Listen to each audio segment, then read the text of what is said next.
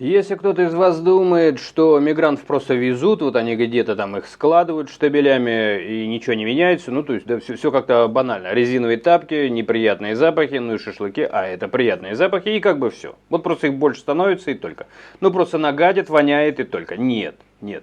Все развивается, деньги колоссальные, и вообще это речь не о мигрантах. Давайте пройдемся, как нынче у нас с потоками денег, ваших денег, из ваших пенсионных фондов, куда они уходят, как и каким образом это вообще делается и как это возможно.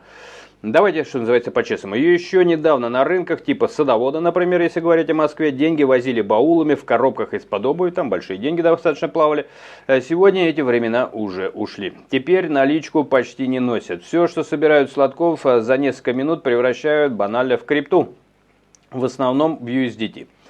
Ну, это долларовый эквивалент той самой электронной валюты, так, для тех, кто совсем не в курсе. Эти миллиарды в стейблкоинах уходят в Дубай, Лондон и дальше. И самое, ну, понятное дело, что Арабские Эмираты, да, ну, как говорится, кто власть, туда и уходит. И так, если своими словами это назвать. Интересное самое, это то, что власти годами делают вид, что этого не замечают. Ну, словно этого и нет. Нет, у вас-то они могут запретить там с карты переводить, сейчас эти принимаются законы, чтобы вы свои 3 копейки не могли. Мне просто попадалась пенсионерка, которая сидит в Вьетнаме, и она пенсию, из-за того, что вот все сложности этих перевода, она на крипту кидала и с крипты поднимала. Такая она прям молодец, продвинутым лет ей много. Вот, и она такая там разобралась во всем этом. Вот, и сейчас пытаются это все дело ограничить и застопорить, чтобы сильно там свои какие-то, прости господи, сраные $70 в месяц, чтобы вы ничего никуда не выводили. И не жили вы во всяких там, понимаете, Вьетнамах, где уровень жизни на порядок выше за ваши даже маленькие деньги. Вот, но это еще раз, это касается людей, у которых какие-то копейки свои последние, там, ну, с доплатами, может не $70, там, да, условно говоря, может быть даже 100, а может быть даже и 200. Но, тем не менее, пытаются мешать и палки в колеса совать. В то время как, когда баулами деньги, ну вот эти баульные деньги, когда они уходят в крипту, а это миллионы, вот там все работает без сучка, без задоринки. Когда Долина перебрасывает деньги в свои квартиры, целые мешки, там десятки килограмм денег, за это потом курьеров посадили, сказали, что там были какие-то мошенники, ну что-то наговорили, но суть в том, что, ну, видимо, она на этом попалась, надо было отмазаться, как-то и пересажали каких-то курьеров. Но сам факт, что просто отвезли деньги, мешки, и все это хорошо работает, никаких препонов нет. Но давайте теперь все-таки перейдем, да, как это на практике, как это по сути. Человек покупает товар, платит за него не наличкой, а переводит деньги на карту подставного лица, так называемого дропера.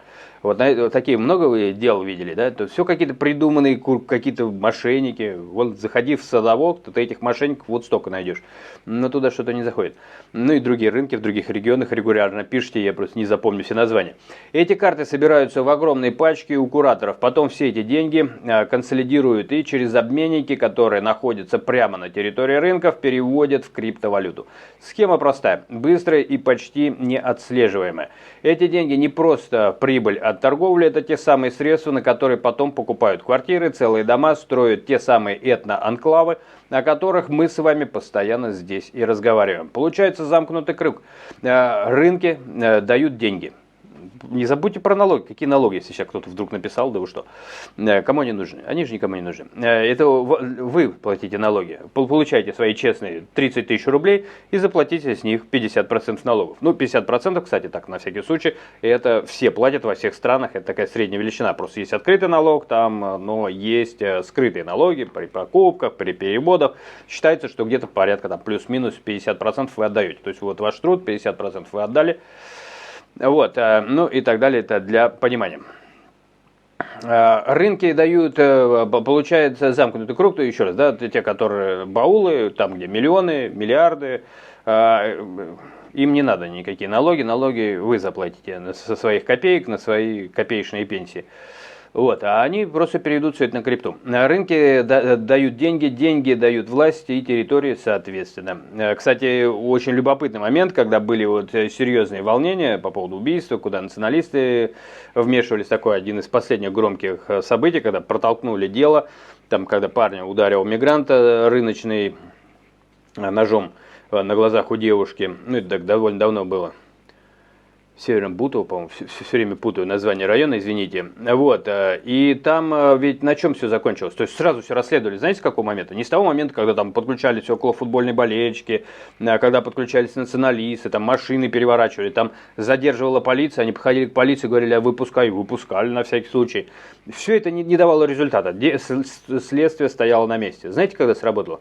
Они, по-моему, или в другом деле, ну, по-моему, они зашли то ли на Черкизовский, то есть на какой-то рынок, по крайней мере, и там начали тоже машины переворачивать, и одну перевернули, оттуда выпало 3 миллиона.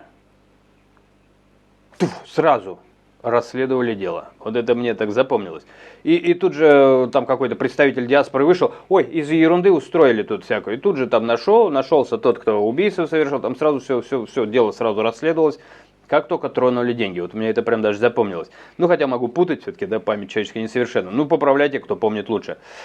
Тем не менее, рынки, конечно же, дают деньги. Деньги эти самые дают власти, эти самые территории. Сейчас уже, также напоминаю, один из последних указов, решений, по крайней мере, это представительство Таджикистана, например, теперь будет на территории России. То есть своя полиция таджикская будет вас контролировать. Дальше начинается уже международный уровень, куда уж дальше, как говорится. Эти же криптопотоки активно используются для закупок товаров в Китае. Фактически создано, кстати, сейчас многие высказываются, экономисты в России, о том, что у них рушится экономика из-за Китая. И разрушится. А нахрена им ваша экономика сдалась?